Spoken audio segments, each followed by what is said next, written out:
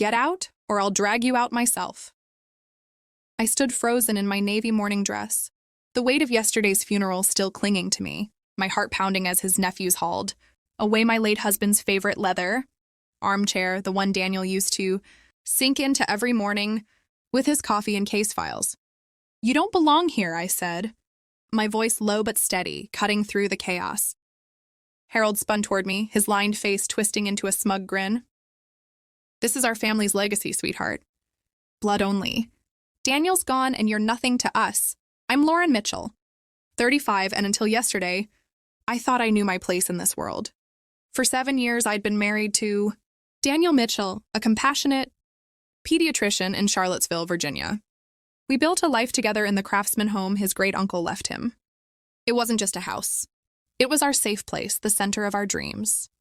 But the morning after Daniel's funeral, I returned from staying at my brother's house to find the locks changed and the Mitchell clan treating my home like a warehouse. Ethan and Caleb, Harold's nephews, were tossing my belongings onto the porch like I was some stranger. Daniel would hate this, I whispered, clutching our wedding album as they dropped it carelessly on the steps. Harold scoffed. Daniel's dead, Lauren.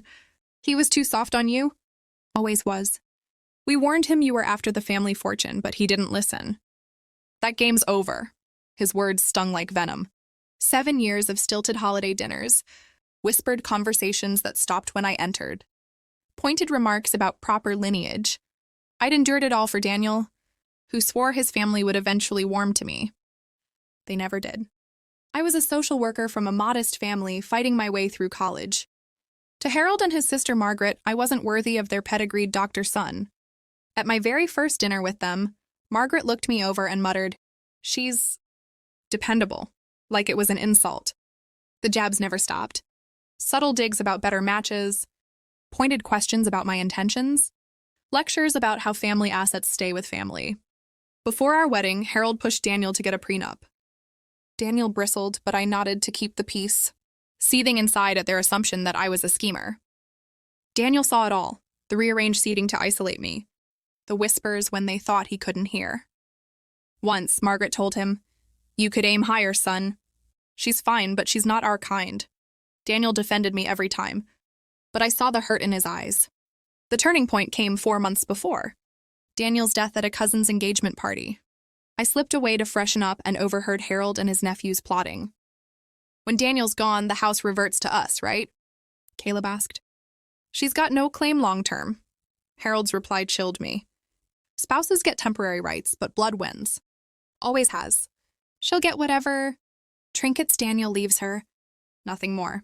Their certainty that I'd be erased from Daniel's legacy shook me to the core.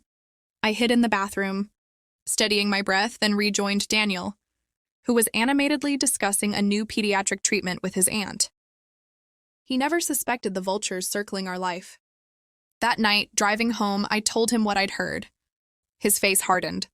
"Lauren, I've been working on something," he said, pulling into our driveway. In our cozy den, he revealed a folder of legal papers. I had a will since we married, but after hearing my family's nonsense, I updated it with my lawyer, Sarah Klein. Everything, the house, the practice, our savings, goes to you. I also added a letter explaining why.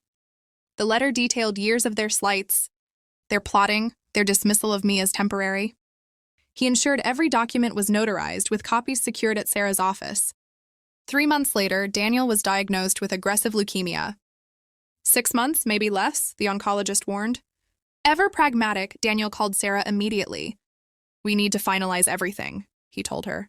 Over weeks of grueling chemo, we perfected his will, adding a no-contest clause to block any challenge. Meanwhile, his family's visits grew more frequent, but their focus was on the house, the practice, the legacy. "Lauren, have you thought about where you'll go after?" Margaret asked one day, her tone dripping with false concern. I smiled tightly, saying nothing. The day before Daniel died, I overheard Ethan and Caleb planning to secure the house post-funeral, even contacting a new doctor to take over Daniel's practice. Daniel, frail but furious, made me promise, "Don't let them bully you. Sarah has everything you need." He passed the next morning, his hand in mine, sunlight streaming through our bedroom. At the funeral, the Mitchells sidelined me, relegating me to the back pew. Harold cornered me afterward. We'll give you a week to clear out. The house is for Ethan's family now. The next day, I came home to find them ransacking my life. I called Sarah. They're here.